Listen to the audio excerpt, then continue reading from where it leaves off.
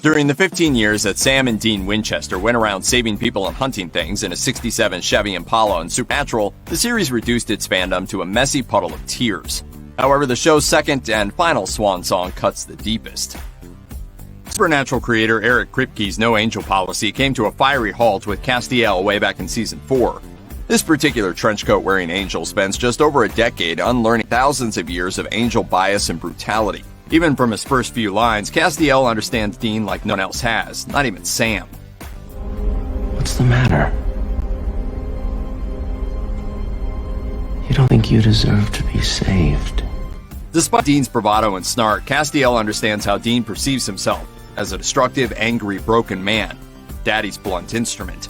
In the third-to-last episode, Despair, Cass finally tells Dean the truth when he sacrifices himself to the empty, a plane of non-existence where angels go when they die. Having made a deal in Season 14 that would send him to the empty the moment he experiences happiness,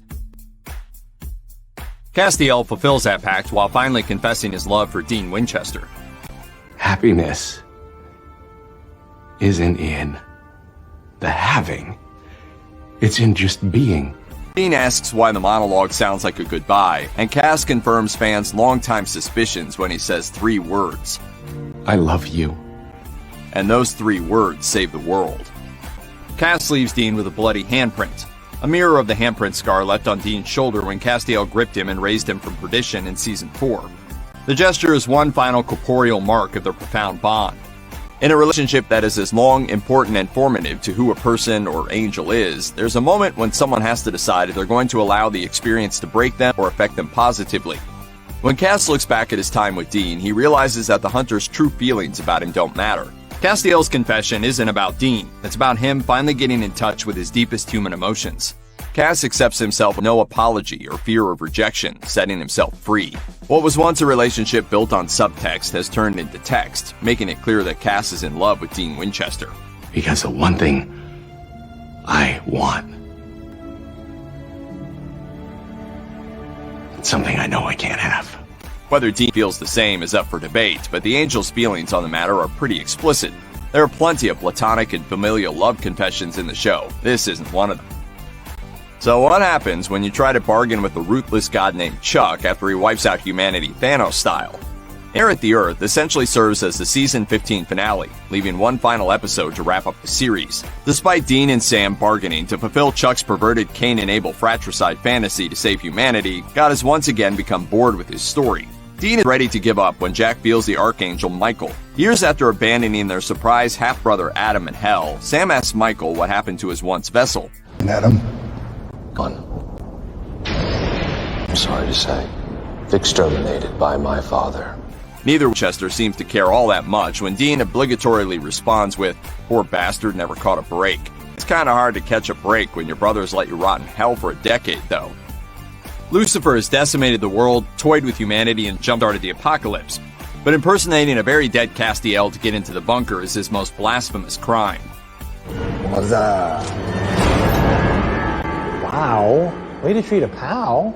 Satan may have thrown the biggest temper tantrum in the history of the universe when he rebelled, but all he ever wanted was Daddy's love. And that goes for Michael, too. Unlike Dean and Sam, however, Michael and Lucifer fall in line with Chuck's perverse plan, which allows the Winchesters to draw Chuck out. Ever the forgiving Lord depicted in the Bible, Chuck smites his favorite son for having ever sided with the Winchesters, even briefly. However, Chuck's deepest flaw is underestimating human resilience, especially when it comes to the Winchesters. Dean and Sam refuse to give up as Chuck mercilessly breaks their bones, staying in the fight long enough for Jack to show up to save the day. When Jack absorbs Chuck's powers, rendering him mortal, Chuck accepts his impending demise. It's kind of glorious. But the Winchesters don't give him what he wants. Instead, they leave him pitiful, wailing on the ground to age and die like a regular mortal. Cass tells Dean that the hunter changed him during his death scene, but the angel changed Dean, too.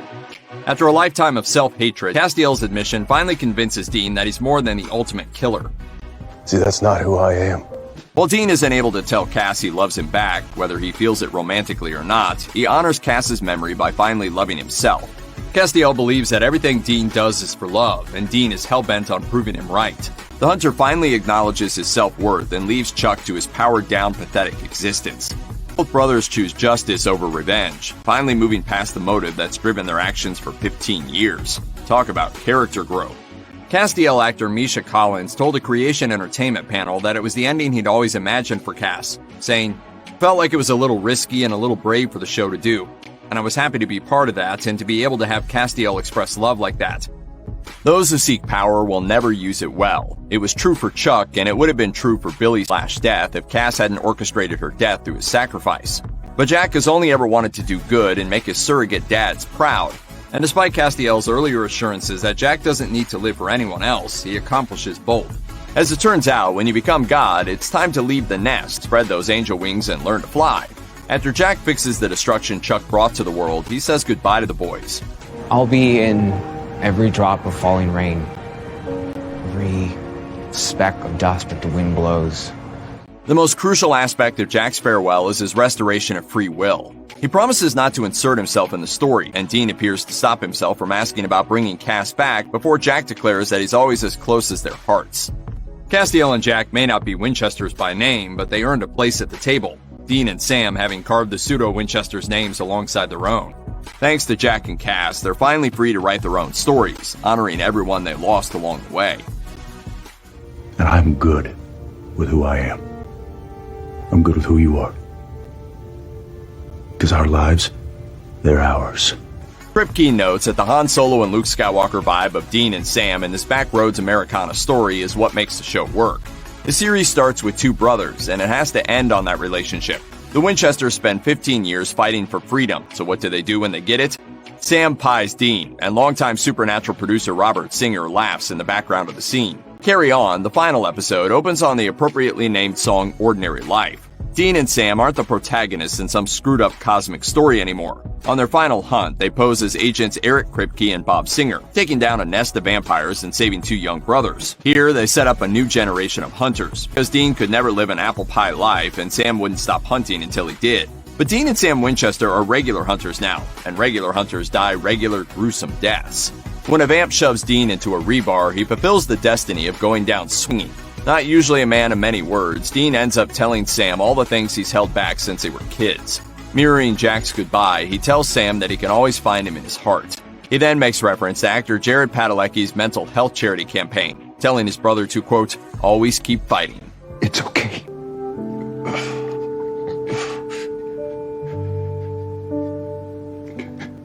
You can go now.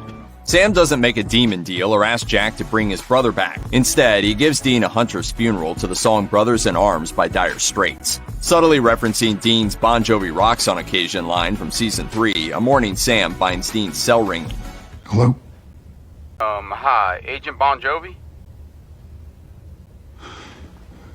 This is Agent Bon Jovi. After the hunt, Sam honors Dean by living the normal life he never could, and by naming his only son after his fallen brother. After generations of family heartache, Sam Winchester breaks the Winchester cycle of absent fathers and demon deals. Padalecki explained in a Creation Entertainment panel, Sam tried to live his life the way Dean would have wanted him to live his life. If Dean were to come back to life 20 years later and Sam was still hunting, I think Dean would have been pissed off. While we can't be sure if little Dean has taken up hunting, an elderly Sam seems surprised to see the matching pentagram tattoo he's sporting. Dean says the same words to his father that Sam said to his brother all those years ago. It's okay. You can go now. And still wearing his brother's old watch, Sam dies peacefully.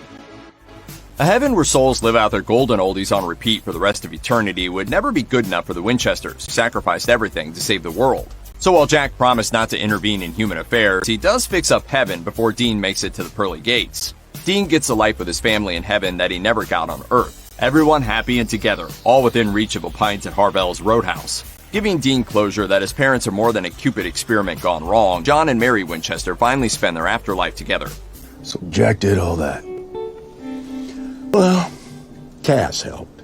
Dean decides to go for a drive while he waits for Sam to join him. Francis's Carry On Wayward Son plays as Dean takes off in Baby's pilot iteration, fit with original license plate. On Earth, Sam can feel the heavenly connection to Dean when he grips the wheel of the real Impala. But time in heaven is different. The song's breath for Dean is a lifetime for Sam, after which they meet again on a bridge. Hey, Sammy.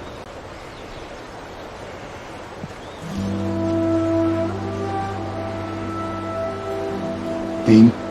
The final touch? The boys' clothing almost matches their pilot wardrobe as the lyric, "Now my life's no longer empty, surely heaven waits for you," chimes in the background. Supernatural's on-screen send-off wasn't the original plan. Misha Collins noted, "In the original iteration of the ending, Cass hadn't gone to rebuild heaven. There was a different conclusion for him." While the actor didn't give specifics, he elaborated that Dean and Sam's heaven was supposed to be populated by their loved ones from the past, but COVID-19 prevented it from happening and, quote, "a new version had to emerge." In a way, the Winchesters already got their reunion scene in the show's 300th episode, Lebanon, and the unlikely photo from that family dinner remains on Sam's mantle for the rest of his days. Actress Samantha Smith explained, "I just remember thinking, that scene is perfect, this moment of happiness, of having the family all together. Even if it's for one dinner, we had never all four of us been in a scene together, yet it felt like we had been together the entire show." According to Padalecki, the script changes wound up being, quote, "a happy accident." The show started out with Sam and Dean. That was the show, and for it to end like that full circle was pretty magical storytelling. Still, Carry On might not be the end of Supernatural in its entirety. Teen actor Jensen Ackles revealed that a Supernatural spin-off would be his dream project to produce during his Warner Brothers deal. Additionally, Sam actor Jared Padalecki joked about a reunion in the future, so maybe there's hope yet. Regardless, No doubt, endings are hard. But then again, nothing ever really ends, does it? Supernatural lives on in the hearts of everyone the show touched. Whether it's through the actors' charity organizations or the bonds of found family, Supernatural isn't going anywhere anytime soon. But for fans who really want to envision their own ending for the Winchesters, Collins notes, "Even when the story is written, you can write your own ending."